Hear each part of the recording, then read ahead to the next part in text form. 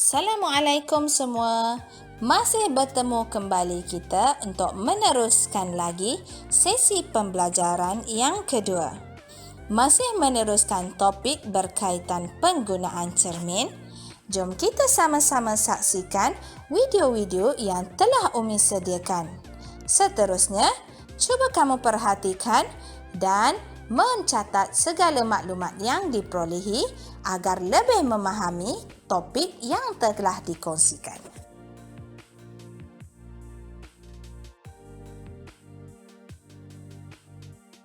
Apabila kita berdiri di hadapan sebuah cermin, kita melihat imej kita pada cermin itu. Imej yang terbentuk pada cermin ialah imej maya. Imej yang terbentuk pada skrin seperti imej yang dihasilkan oleh projektor ialah imej sahih. Imej yang tidak boleh terbentuk pada skrin ialah imej maya. Terdapat 3 jenis cermin, cermin satah, cermin cembung dan cermin cekung. Cermin satah mempunyai permukaan yang rata. Cermin cembung mempunyai permukaan yang melengkung keluar dan cermin cekung mempunyai permukaan yang melengkung ke dalam. Imej yang terbentuk pada cermin satah adalah tegak dan sama saiz dengan objek. Imej yang terbentuk pada cermin cembung adalah tegak dan lebih kecil daripada objek. Apabila objek atau pemerhati adalah hampir dengan cermin, imej yang terbentuk pada cermin cekung adalah tegak dan lebih besar daripada objek. Namun, apabila objek atau pemerhati adalah jauh daripada cermin, imej yang terbentuk pada cermin cekung adalah songsang dan juga lebih kecil daripada objek. Kita melihat imej bagi objek yang sama pada cermin kerana sinar cahaya daripada objek dipantulkan pada cermin dan sampai ke mata kita. Ini membuatkan seolah-olah sinar cahaya itu datang daripada dalam cermin. Proses ini dipanggil pantulan cahaya. Bagi cermin satah, jarak dari imej ke cermin adalah sama dengan jarak dari objek ke cermin.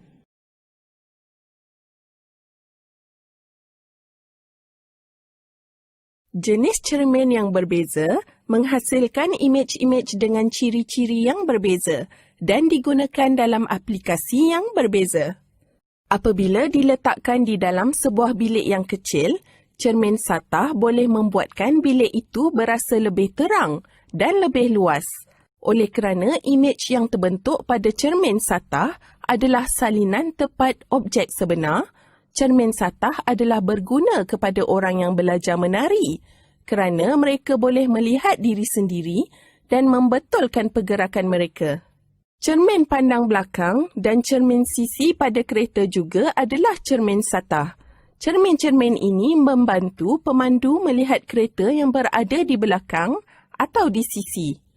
Satu contoh alat optik yang menggunakan cermin satah ialah periskop yang membantu kita melihat benda di belakang dinding atau halangan. Di dalam periskop, 2 cermin satah diletakkan pada sudut 45 darjah untuk memantulkan sinar cahaya yang datang dari belakang dinding ke dalam mata pemerhati. Cermin cekung menunjukkan imej yang diperbesarkan berbanding dengan objek. Cermin ini dapat membantu seseorang melihat mukanya dengan lebih jelas apabila mengenakan solekan, atau membantu doktor gigi melihat gigi pesakit dengan jelas untuk menentukan sama ada terdapat lubang atau tidak. Cermin cembung menghasilkan imej yang lebih kecil daripada objek. Ini bermakna cermin ini dapat menunjukkan kawasan yang lebih luas daripada jenis-jenis cermin yang lain. Ini adalah sebab cermin cembung diletakkan di selekoh-selekoh yang berbahaya supaya kita dapat melihat kereta yang datang dari arah hadapan dengan lebih mudah. Atau di dalam kedai yang besar supaya pekedai dapat melihat setiap sudut untuk mencegah kecurian.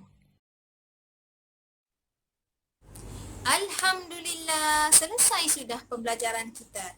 Untuk lebih memahami tentang apa yang kita pelajari tadi, jom kita sama-sama lakukan latihan yang telah disediakan.